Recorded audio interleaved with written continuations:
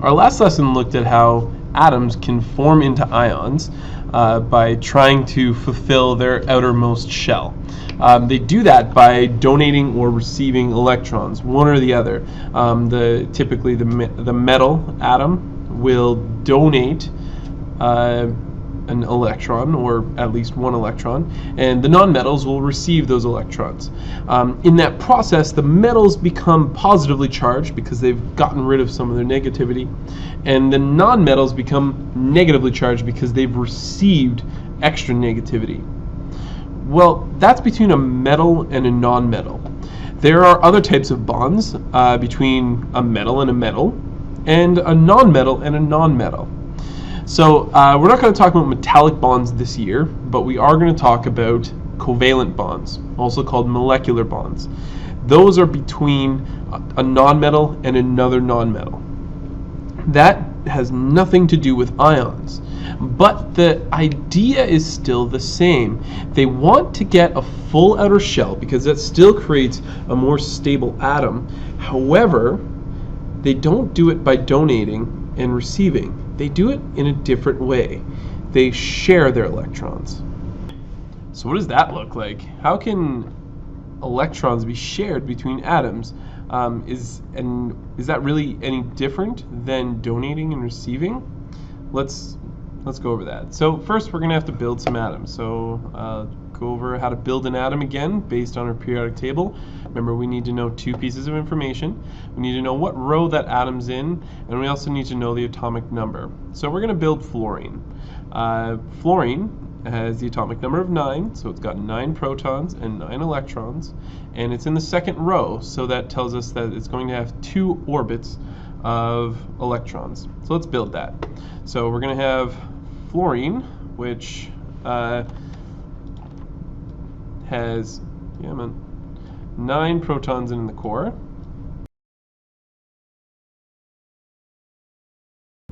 Then it's got 2 orbits of electrons. 2 in the first shell, and then the remaining 7 will be in the outermost shell. So this fluorine atom, it's not quite satisfied. It needs one more electron. Remember that it can satisfy its electron stability by either shedding its incomplete outer layer or filling it up. So with nonmetals, typically it's easier to get electrons than it is to get rid of them. The nonmetals all have nearly full shells like this. So our fluorine atom, let's make a copy of that. Now, what happens between them is there's another way that they can achieve having a full 7 electrons, a full 8 electrons in the outermost shell. They do that by pairing up their electrons. So they both donate 1 electron each to this little endeavor, and then this pair of electrons can actually go between them. So at any given time, the 2 electrons could be over here with the fluorine atom on the left, and at any given time those 2 electrons can be over here on the right hand fluorine. Now notice that when they're over here, I've got 1, 2, 3, 4, 5, 6, 7, 8 electrons with the rightmost fluorine, and then when it's over here, I also would have 8 electrons in the outermost shell. This actually satisfies that stability problem that atoms have, that they want to have a full outer shell. Again, they achieve it by sharing the electrons between the 2 atoms. This type of bonding is called covalent bonding. This sharing of electrons causes them to stick to each other. They stay with each other very tightly. And again, this is much stronger than the typical ionic bond. Ionic bonds are weak compared to this type of sharing. So this, again, a molecular bond. So this atom here would be, this molecule I should say, would be F2. There's 2 fluorine atoms, and they're sharing electrons in a way that allows both of them to be satisfied. So with fluorine, it was pretty simple because they both needed one more electron. So to satisfy that, they both donated one electron, and then they shared that pair of electrons between them, meaning that at any given time they could both have 8 electrons. They're electron sharing. Now, what about oxygen? Oxygen's a little bit of a more tricky situation because it's going to be missing 2 electrons in its outermost shell. So, how does that bond together? Let's have a look at what that'll look like. So, oxygen, it's got 8 protons, and then it's going to have an inner shell and an outer shell.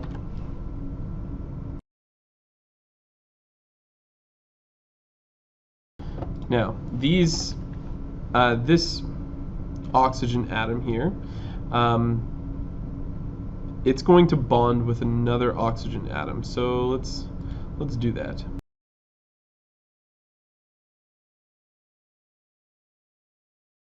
These two bond by, if they were to just share one pair of electrons like this, and they were to go in between them, if you count it up, at any given time, if these electrons were over here, there'd be 1, 2, 3, 4, 5, 6, 7 electrons over here. Over here, same deal. There would only be 7 electrons in the outermost shell. So they actually have to share 2 pairs of electrons between them. This is called a double bond. So at any given time, these 2 pairs of electrons can be over here with this oxygen atom, which this would give it its 8, 1, 2, 3, 4, 5, 6, 7, 8, or they could be over here with this electron, giving it this oxygen atom, giving it its 8. So 1, 2, 3, 4, 5, 6, 7, 8. So in both of these ways, when they're sharing 2 pairs of electrons, the oxygen atoms are both satisfied. Again, at this point, they're considered bonded with each other, and this is O2. This is what you breathe. You're breathing in 2 atoms that are sharing 4 electrons between them. So because of this single bonding and double bonding and even triple bonding that can happen between molecular bonds, there's a lot of different ways in which different molecules can combine themselves. For example, just between nitrogen and oxygen, there's a lot of different ways that they can arrange those single and double bonds and still achieve their full outer shells. So for example, nitrogen, it can combine together as NO2. It can also combine together as NO3, N2O2, N4O. There's a huge list in ways in which those 2 elements can combine together. So we can't just call it nitrogen oxide, because then we would have absolutely no idea how they're actually bonding together. And this is where the rules between molecular and ionic bonding are different. With ionic bonding, there is only one way that metal can combine with that non-metal, and that's because of the charges. There's only one way a 2 plus and a 1 minus can actually come together to balance each other. So with molecular bonding, because there's a variety of different ways, we actually need to name them a little bit different, and we do that by assigning them prefixes to their names. So for example, with NO2, I don't just call that nitrogen oxide. There's 2 oxygens, so we assign it a prefix to the oxygen to tell me exactly how many molecules are there. So for example, NO2 would be called nitrogen dioxide. That's why we have carbon dioxide, because it's carbon and then 2 oxygens. Carbon dioxide is a molecular bond. Now, so those prefixes from 1 to 10, they're mono, di, tri, tetra, penta, hexa, hepta, octa, nona, and deca. So no matter with molecular bonding, we need to, just like with ionic bonding, we need to know how to change how to look at a chemical name and tell a chemical formula, and we also know how to take a chemical formula and turn it into a chemical name. So we need to explain the naming rules for covalent bonds. There is some similarities between covalent and ionic bonding. However, because of that double-triple bonding fiasco, we need to actually have a slightly different set of rules. Again, we use those prefixes. So let's first start with taking a chemical formula and putting it into a chemical name. So if I had PCl3, the first step you do is to write down both of those atoms, but the names of both of those atoms. So P is phosphorus and C is chlorine. The second step is to change chlorine to an IDE ending. Change that second element to an IDE ending. So this is where the similarities between molecular and ionic bonding will actually stop. So you need to assign a prefix to both of those two elements, both those two elemental names. So P, phosphorus, there's only one of them. So we would normally assign the prefix mono to it, but here's a little bit of an exception. When the first element only has one molecule, one atom, then you don't assign it the mono. Think of carbon dioxide. It's not monocarbon dioxide, it's just carbon dioxide, if that helps you remember which one you apply the mono to. If the second element has only one atom, you can apply the prefix mono. So in this case, you're going to leave phosphorus as phosphorus.